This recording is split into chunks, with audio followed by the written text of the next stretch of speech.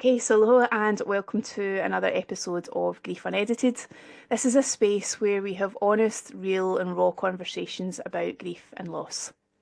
I'm your host, Karen Lafferty. I'm an accredited counsellor specialising in grief, and I've worked with people for over a decade, helping them to navigate their journey through loss. If you want to connect with me, you can find me on Facebook and Instagram, and both of those are at Continuum Counselling, or my website is www.continuumcounselling.com. Now, this podcast is purely for educational purposes, and any of the views expressed are my own, so they don't represent the views of any third parties that I work on behalf of or with. And lastly, I always give just a little content warning before we get into today's episode. As we say, these conversations are real, it is unedited, so please use your discretion if you find any of the content triggering in any way. We know that grief can be really overwhelming at times, so please listen to your own wisdom as to what feels helpful or what might not be helpful at this stage in your journey. Now, on today's episode, we have got the lovely Ashley joining us, and our episode today is called When the World Stops, Coping with Sudden Loss. So, Ashley, do you want to tell us a wee bit about yourself first before we dive into today's topic? Is that all right? Sure. So I'm Ashley. I am a small business owner. I come from England. I am in my mid-30s and I have enjoyed many different careers and I have enjoyed many different social circles. Today, I wanted to touch upon I have experienced 5 male suicides in the last 7 years. Wow. And I thought it'd be useful as I think the statistic at the moment is around male suicides in males between the ages of 16 to 35, I believe, are the highest amongst those of any other age groups, and the actual impact rather than just the statistic of it.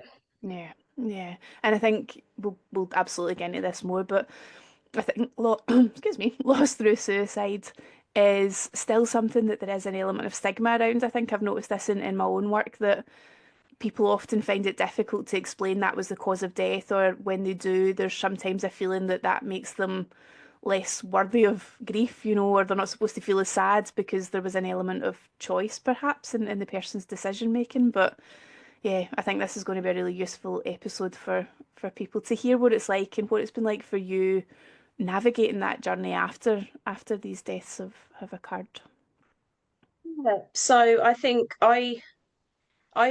they've all been varying relationships. So some have been relationships where I've not spoken to them in years. Some of Mm, them have been my friends, and it's the feeling doesn't change. okay. There's an element of guilt that comes with it. Mhm. And also when you talk about it amongst your peers, I think you're right in saying that they could be selfish, they could be deemed they made this decision. But I don't think people realise the desperation you have to feel Yeah. that you feel like that's your only avenue out. I think as a society we need to be much more compassionate to those, and that not everybody has access to the same resources that others Mhm. might do, or they are just in a place where this is not for me, this life is not for me. So I think that's hugely important when trying to deal with something so sudden. Yeah. Yeah. Worst one was one of my school friends. We got word, I was at my friend's house, we got word that he had passed away. I was, no, don't be silly. He was fun loving. Mm. He was he was the popular boy at school. He was good looking. The girls would he was on the top of all the girls' radars, Yeah. and he was a light and soul. And I hadn't spoken to him in years. I'm not going to pretend that we were best friends, Mm. but word came through the grapevine, and I was, no, that's not, no, you're talking about the wrong person. And then the funeral invite came out, and going to the funeral, I remember watching his mum lay a yellow rose on his coffin, and that was the moment I really acknowledged he died. Mm. It was heart wrenching, and to this day, that moment will be with me till the end of my days. Yeah. I can smell it, I can feel it. I will never forget that. It was Mm. absolutely awful. Yeah. I guess as well when it's somebody who isn't in your like immediate day-to-day life, it's almost like the brain can trick you into thinking it's just they've got it wrong, it's the wrong person, or do you know what, it's just been a misunderstanding. Like I think especially in those very early days, like ahead of a funeral as well, like yeah, your brain just forgets that it's happened in a way, or tries to make you think that it's not happened until you have that moment of like, oh, bloody hell, this is real. Should we align? So the first person that he was the first person I knew of that had committed suicide.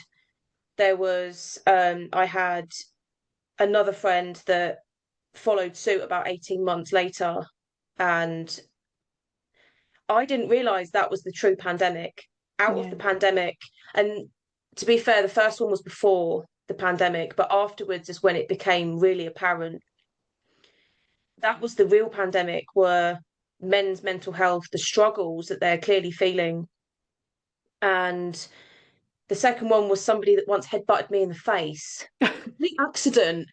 And the first thing I was like, oh, like, and I could, it was an act, it was a complete, there was a fight, trying to break up the fight. He Oh, just went crikey. backwards with his head. Oh, out. And now I'm like, nah, that person is not gone. And again, it was the same feelings, and and I hadn't quite connected the dots at that point. The third one, I think, it was a workplace. So this was somebody that I worked with.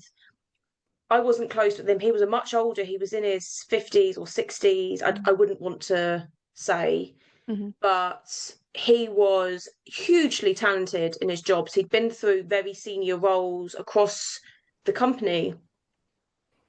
And I saw him at a wedding, dancing at a colleague wedding. He was there, he was in the middle of the dance floor, he was having a laugh. And then there was the announcement, and it came up in a black email. What I mean by that is the logo had been changed to black, Okay. announcing that he'd passed away. Thoughts and prayers with his family. You're like, I think it was on a Friday afternoon. Oh, wow. Gosh. And I genuinely thought again that was somebody's hacked into the system Mm. just to try and, I don't know, get us out of the office. I had all these superstitions in my head, and I was no, no. Mm. And he'd had some family issues, and I hadn't spoken to him in a long time as well. And I just felt like the ground beneath me. I was like, this can't be happening. Like, Mm. this has got to be some sort of sick joke. And it wasn't. There was a whole inquest, and I'd Googled the inquest, and I found out the sort of the circumstances, and it was just horrific. Mm. Okay. Yeah. Fourth one was that one was painful. The last two have been very painful. It was a guy I dated during the pandemic actually, and he had very known substance abuse issues. And I found out from a text that he was no longer with us. And because he had been an ex, and it hadn't been long since I'd spoken to him, I'd actually got a text from him on Christmas Day. He passed away in the January. I got a text the Christmas before, Mm. Okay. Mm. and I never responded to it. Mm. The guilt ate me up. Mm. That could I have done something? That's been the common theme. Could I have done something? What could I have said to Mm. make this better? But then you have to step back and acknowledge there's nothing I could have done personally. Yeah. Mm. And the last one was somebody who I regarded very highly of. Um, he was somebody that I confided some decisions into. I had some big decisions to make, and he was somebody that really understood some of the context of what I was going through. And I was like, I'm not making this decision without talking to him. And we hadn't spoken in a while. I went to his wedding. Um, he's got a wife and two beautiful children. And that came through the radar, and that one has rocked me, Mm. absolutely rocked me, because he did a lot of sort of work for Mind, the charity. Yeah, He yeah. did a lot of fundraising. He was the life and soul of the room. Everyone knew he had some mental health. He'd been very open about his mental health battles. That one was probably one of the hardest things I've ever heard, and Mm. I didn't sleep for weeks. Yeah, I can understand that, really. And I just thought about his wife and his beautiful children, one of whom looks exactly like him. Oh, wow, gosh. Luckily for them. And that took some time. That really, really took some time. We were just kicking off the business at the time, and I was like, I mentally can't even. Mm. When you start a small business, you can probably really relate to what I'm thinking here, because it's so much paperwork, needs so much concentration, building those relationships with your full and authentic self. And there were days that I was surviving on 2, 3 hours sleep, because I was just Mm. going through in my head the last memories. I should have picked up the text. I should have done this. I should have done that. And I just was like, we're going to have to postpone everything until I can get Mm. my head in the game. Um, that one rooked me the most. Yeah, yeah. I think you've picked two really important things there, actually, that I want to just unpack a little bit as well. That I think sadly there is still a perception that you can almost spot people that are suicidal. Do you know, it's like there's a stereotype of what suicidal people look like, and it's just so interesting that in each of those instances, do you know, each of those people's lives, sorry, you're saying like they're the life and soul of the party. They're people with big personalities, lots of charisma. People loved them. You know, they were well known. It's not that kind of stereotypical person that's got no pals and big problems in their life. Do you know, it's like these were people that, sounds like they had a lot to live for. They had, big lives to lead, and yet, suicides, as you said earlier on, it was that final decision that they've made, and I can only imagine what's been happening in their life to take them to that, that space. So I suppose I just want to acknowledge that, there isn't a profile of a person, there's nobody that is immune to this. If, anybody can feel suicidal at any point in time. But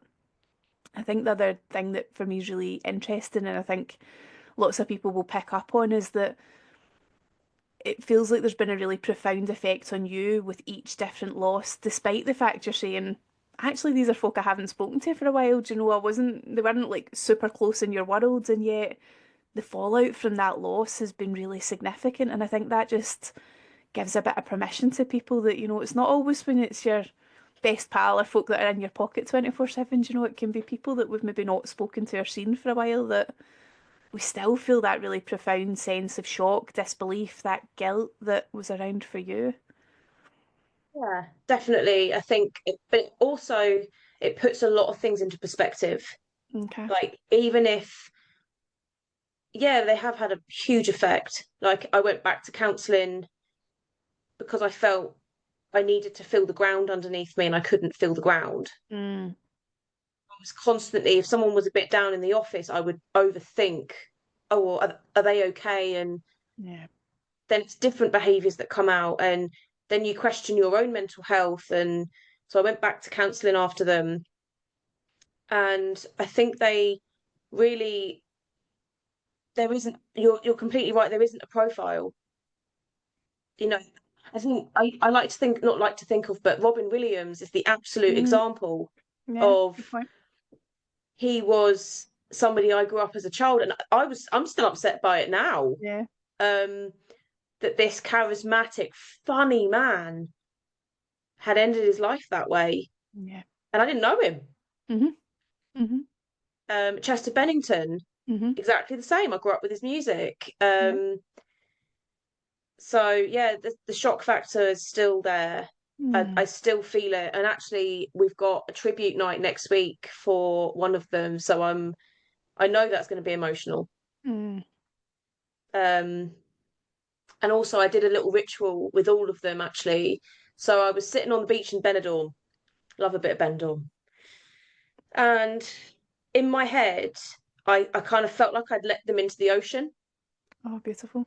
So it was like a pebble, and I envisioned this pebble, and I was talking to it, and it was just talking about what I'd wished for them, and that now that they're living the afterlife, or whatever it is that you choose to believe, I choose to believe that there is an afterlife. Hmm. um and that me letting them go into the ocean was me saying, like, that's letting the guilt go, Yeah.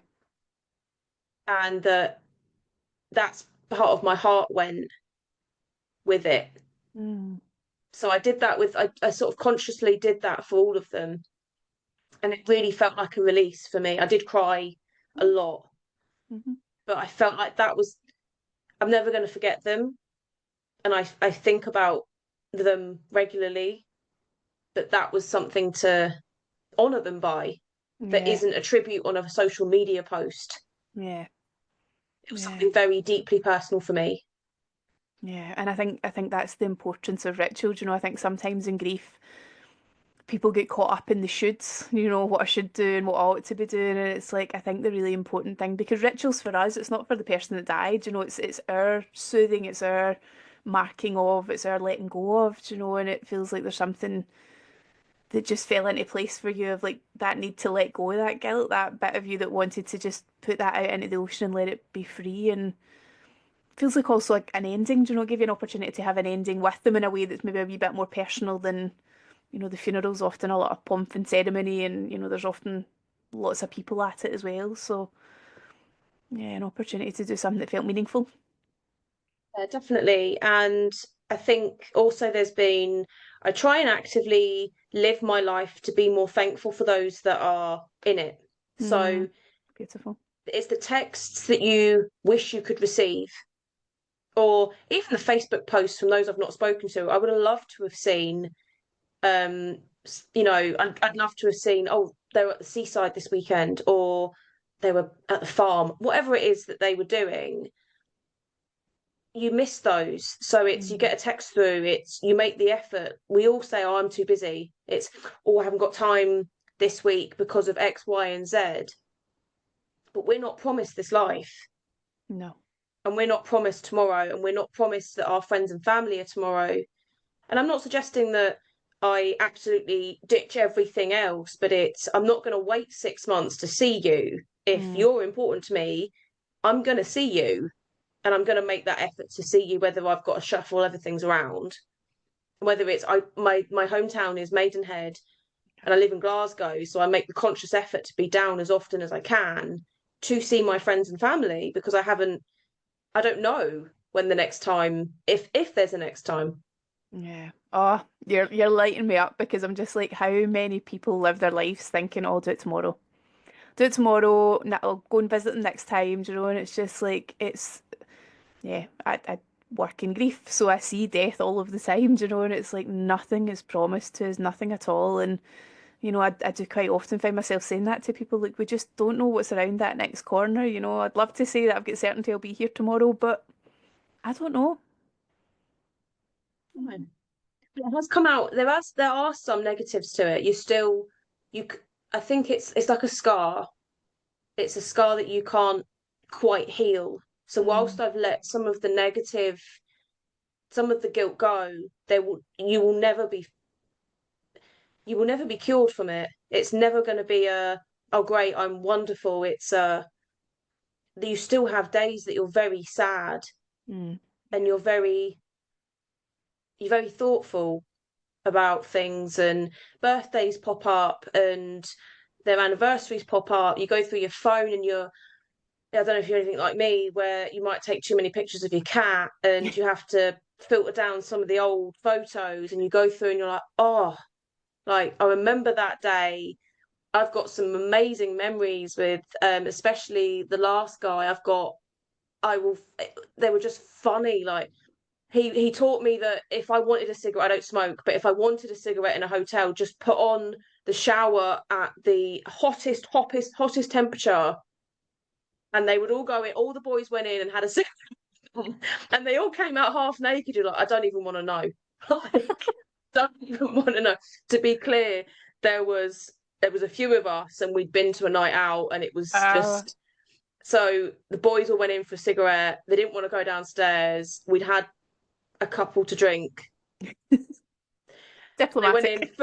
went in fully clothed, came out in just towels. Like, you know what, it's fine. And it makes me laugh every time I think about it.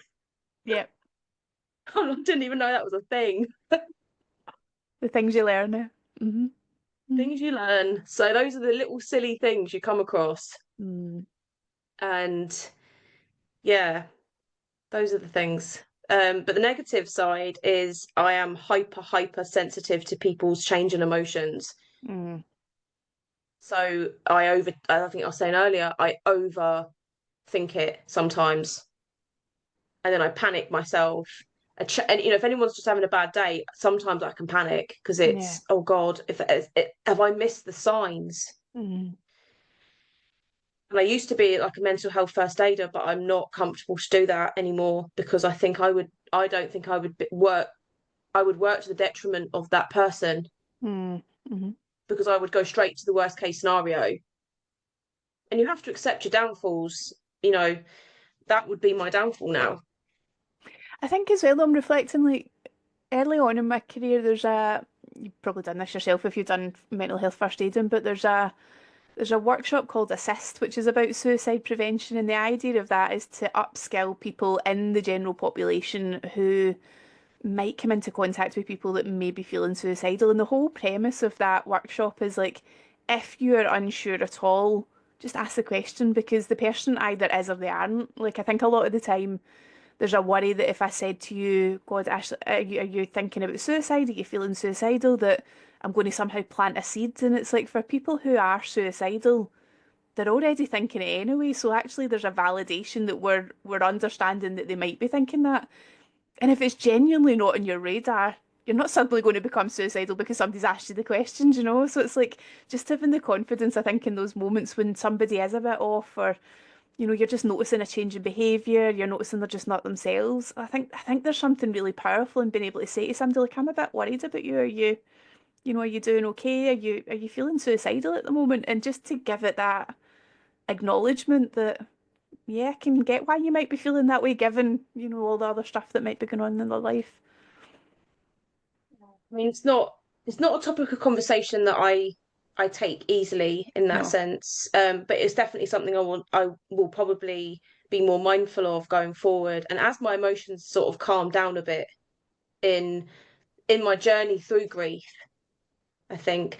I think there was an installation at Westfield last year that was it was for every young person that didn't hit their milestone birthday. Oh, And it was wow. about 6,700 balloons or something. And I was Mm. gutted I didn't make it down to see it, but it was poignant. And I was talking about it in a meeting, and people were still typing on their phones and they were still working. And I'm not proud to admit that I did lose my temper Mm. because I'm like, why wouldn't you want to know? Why wouldn't you want to understand the impact of this? Yeah. Um, and that was things like that I find very difficult. Mm. Um, I just, it's awful. It's an awful feeling. And I really hope that I think I've seen things like Andy's Man Club. Yeah. And there seems to be a big drive now for men to really start talking and to Mm. really sort of address those emotions. I've just found that I think it was too late. The onus wasn't on that at the time of all of these Yeah. all of these deaths, and it's such a shame because they Mm. were all such wonderful people, and all I can hope is that they found the peace that they were looking for. That's all you can hope for. Yeah. Yeah. I think that's so true and so not just sad, but I think hearing you say that to me, it's almost like there's a preventable aspect to suicide if people are able to get access to the right support at the right time, if they're not made to jump through hoops to get a GP appointment, if they're not made to sit in waiting lists for months to get access to some therapy or some support. So I'm pleased that we're starting to move towards a space now that there is better support there. But I think we've all got a part to play in it, you know, because every woman that's out there listening to this has a collection of men round about her, probably in workplaces, in their family, in their personal life, you know, that I think it's important that we recognise that men feel things just as much as women do, you know, but I think there has been that perception of, oh, just man up, just go on with it. You know, I'm very conscious we're two women talking about this today, but it's like, you know, it's such an outdated way of thinking about things that men don't feel things or that they're less bothered than we might be. I find that they're more bothered about a lot of things. So I try and make a conscious effort as well when I'm in a place, if I'm speaking to colleagues, I'm in a place where I actively ask a little bit about them, not anything too personal, but just something. Because you could be someone's last conversation. Mm, very It's true. proceeding with the kindness, and if you are that person's last conversation, it might be annoying at times. This is not me saying that I'm nice to everybody 100% of the time. You know, you're still going to have disagreements with people, but you end a disagreement respectfully, and how you would want to end it permanently if you had to. Mm, So that it also changes behaviors like that. hmm. That sounds very, very sort of dark and such, but it's not. It's okay, is it worth their last thought of me or this conversation as XYZ? Or is Yeah. it worth just proceeding with kindness? Yeah, we disagree, but that's okay. Hmm. Your opinion is as valid as my opinion is. Yeah. Yeah. And just having that caution of like, as you say, you just never know when it might be the last time that you've spoken to somebody. So are we leaving things in a way that you've got peace with, you know, or are you leaving it in a way that you can go, yeah, that was good enough for me. Mm. So I think the things that helped as well is being able to talk about it. I did have some amazing colleagues around me when the news was spread. I ended up having to be off sick from work for 3 weeks for the guy I dated because that one really, really hit me. That was quite the story as well. So that one hurt. That one cut really deep, and I couldn't sit in meetings and think, oh yeah, this is important. At that point, it wasn't. I don't Mm. care about that or that. It doesn't matter to me right now. So I can't actively contribute towards this discussion because I'm not interested. The disconnect to people is they don't talk about that. Yeah. Yeah. The perspective that it brings, you know, of like actually the mundane stuff just doesn't seem important, relevant, you know, it's like I'm thinking about a title of today, you know, it's like when the world stops, it's like the world has stopped and you want me to think about tax bills or you want me to think about room bookings or, you know, whatever it is that's going on in your life that suddenly just feels really irrelevant. Yeah, but I do think, counselling, really reaching out when you're ready. I'm a big believer that there is no grief isn't linear. No. It's not. Sometimes it's circle. Something will just, you'll get a sniff of perfume or aftershave. You'll get a sniff of. I think it was. I think I saw like a top from something or other, and I'm like, I was transported right back to a memory, and it floods you all over again. Yeah. And you just think this was such a loss, and it always sits somewhere in your sort of subconscious. um yeah, it's just it's mind-blowing, Mm. the grief you feel. I sometimes think about it like because I think sometimes people struggle to like unless you've lived it, unless you've experienced it or you know had people around you experience it. I think the enormity of grief is sometimes difficult for people really to understand. And the way I sometimes kind of cue it up if I'm speaking to somebody that's newly bereaved or hasn't really got a sense of it yet, is thinking about the idea of like if you'd had like a really bad break to your leg or your arm, it's like there's that initial period of time where we need to heal, and that includes a lot of rest, a lot of physio, a lot of rehab to get yourself back up on your feet again. But then every time the weather's cold, every time you have a stumble on it, you know, it's like there's those moments along the way that the trauma of the experience kind of resurfaces again, and your body's like, oh, hold on, we need to slow things down a bit. And I think that's what you're describing beautifully there, Ashley, is like that. Like you get over the initial shock of it, you get back to some sort of normality, you're back to doing your day-to-day stuff, and then a memory comes in, a smell arrives, you know, you see something that just triggers that thought of, oh, I remember the last time we did this, and then we're back in our grief again. Yeah.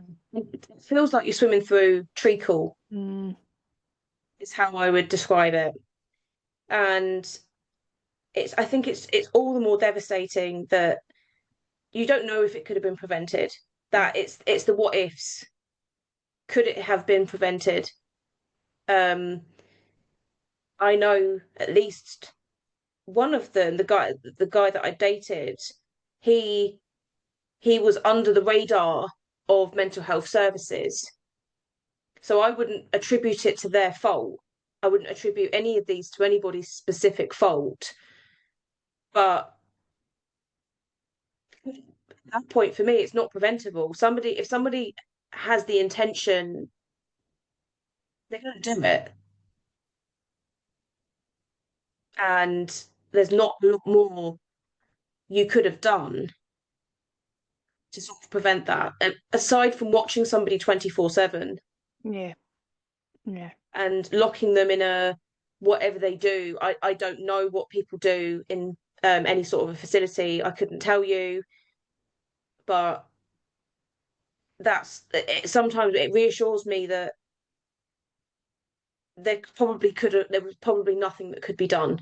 mm, yeah, That little other part of you is like, well, had you gone for a beer with them, and that's the most ridiculously sounds the most selfish thing in the entire world, but your brain just automatically, what if I'd gone for a beer with them? yeah, What if I texted that back? What if I reached out and said hi and whatever it was?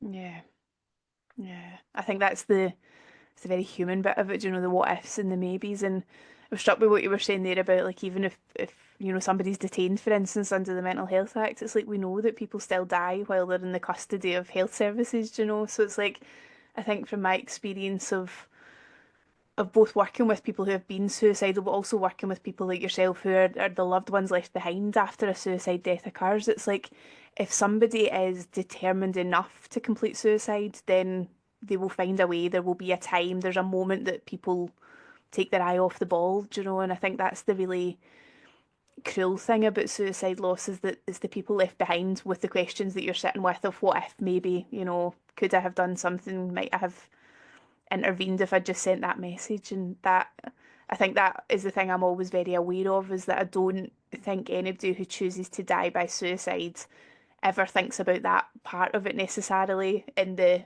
magnitudes of hurt that it leaves behind. I just think they don't. I'd like to think that there was no consideration, or I'd like to think when they're planning, I choose not to think of what they're thinking. I Mm. try and think of that this is something that's captured them rather than this was necessarily them. Yeah. As like a few of them had kids, and I can't. I just choose not to. I just choose to see it as sort of something's grabbed them. That's Mm. just what I choose to believe. And I think the worst one was one. From what I understood, there was a note with the guy I dated. Um, Something that I haven't. There was rumors about what was in it, and that rocked me as well because it's again it's the unknowns. Yeah. But I find the peace in knowing that they're at peace. Um, and that next week for my beloved colleague having a tribute, we can all get together, have a bit of a cry. He used to play the drums and he was amazing. And there's songs that I remember that he would do and listening to them. I used to go in when they used to practice because I had a laugh. And I can't imagine someone else in his space, but whoever it will do him the absolute justice. Gosh. I'm just thinking no pressure, eh? Imagine being that person having to fill his space in the band. Yeah. It was a fun little band. It raised money, and I just loved going to I just loved watching him light up at drumming. And so I look forward to seeing everyone there. I look forward to seeing his lovely, lovely wife. And I know I'm numbering them, but it's because I'm not going to talk about their names. I don't No. think it's for me to talk about them. But two, sometimes in order to cope with it, you kind of have to sort of compartmentalize it a little bit because Yeah. they're different. The feeling's the same, but some impact you more than others. Hmm. Hmm. Um, so yeah, just I think it's a never-ending journey and I Yeah. really hope this is it. I really hope I do not have to experience any more people in my life choosing suicide. Yeah. Yeah. I think one thing I want to just mention, I suppose just before we finish up today, and I couldn't have a conversation about suicide without kind of talking about this, but one thing that I'm always on my soapbox about is just the language around suicide, because I noticed that, committed still gets bandied around, and certainly in Scotland, if it has ever been legal to commit suicide in Scotland, it's been a long, long time since it's been a legal statute, and I think there's something really important about I suppose when we opened today's episode, we were talking about that stigma, that worry of, it's okay for me to talk about this when somebody's maybe chosen suicide as the ultimate end for them. But I think it's really important that we maybe use language like died by suicide, completed suicide, because it hopefully just starts to take that perceived criminality bit out of the equation, because I think it's just another layer of stigma when we're talking about people, as we've said today, who have been, in really difficult situations in their life, and we're assuming, we're trusting that, they have explored all other options, and this has felt like the only option that they were left with. So I'm always very aware that that language thing can become a real barrier for folk, and I hope that if every single time I talk about this I say the same thing, then, gradually we'll start to maybe influence a wee bit of change around this, because God, it's hard enough as it is, never mind, adding layers of stigma that really don't need to be there in this day and age. Yeah.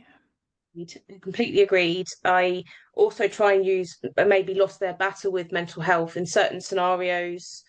I think it has to be tailored to age. I think I was upset in front of my niece, and I'm not that's not my conversation to have, and she's not old, and I wouldn't suggest she's old enough to have the full language, but I'm hoping at education level that can be taught. Yeah. But that's something I'm not children is a discussion I couldn't. It's not a discussion I can have it. I Mm. couldn't have that conversation with them. Mm.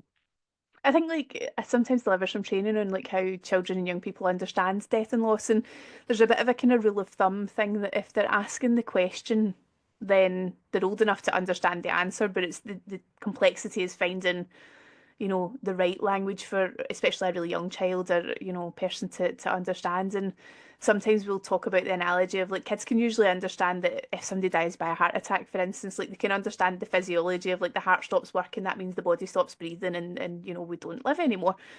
And it's like with mental health, it's like the brain's not working in the way that it should do. There's faulty thinking usually going on. So sometimes just in a very simplistic way, using that analogy of like their brain wasn't working right and they weren't thinking about things in the way that, they might normally do. And that might be the reason why, they've felt like this was the only option. So yeah, never an easy conversation, but I do think if kids are old enough to be asking questions and they're hearing the language round about, like I've noticed that often kids who have been exposed to deaths by suicide, like they know the word suicide, they've heard it used around, but they don't know what it means and they don't understand the breadth of it. So yeah, I think it's an education piece for us as the adults round about them to have these difficult conversations. Like I don't, God, I don't wish it on anyone, but it is possible, I think, with the right support, with the right resources round about to help them get to a level that they can at least make sense of a wee bit of what's happened.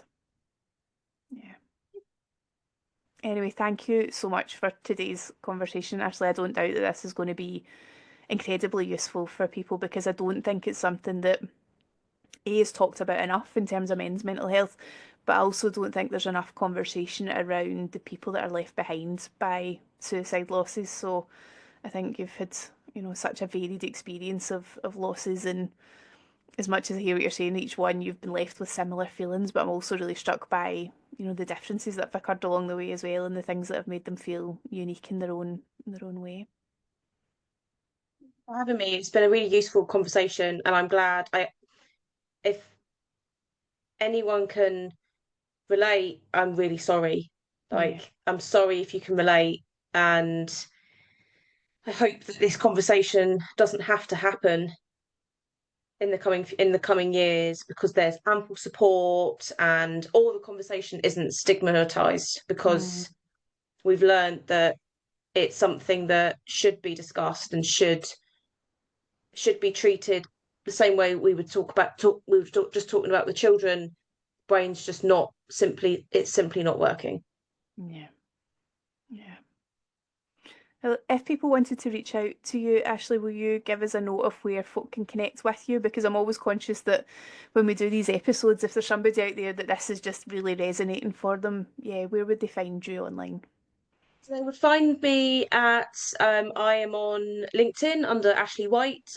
It will say Asset Ricks at the end because I that's my chartership, and you can find me on Instagram at ashwhite10, and you can find me on Facebook under Ashley White. I don't tend to use that one as much, but please do feel free to connect. My inbox is open to anybody that needs it.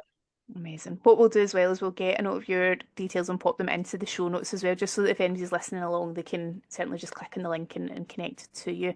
And one last ask, I suppose, for anybody listening is if you have found today's episode useful, it's always great if you can either share that on your socials to just help us spread the word, or leaving us a review is also really helpful because it helps us to rank higher and that people will obviously hear about the podcast a little more easily. So if you've listened, if you found it useful, if you want to help us, then please do give us a like, give us a share, leave us a wee review. So Ashley, once again, thank you, my love, for today's conversation. And yeah, I'll be back in the next episode. Bye.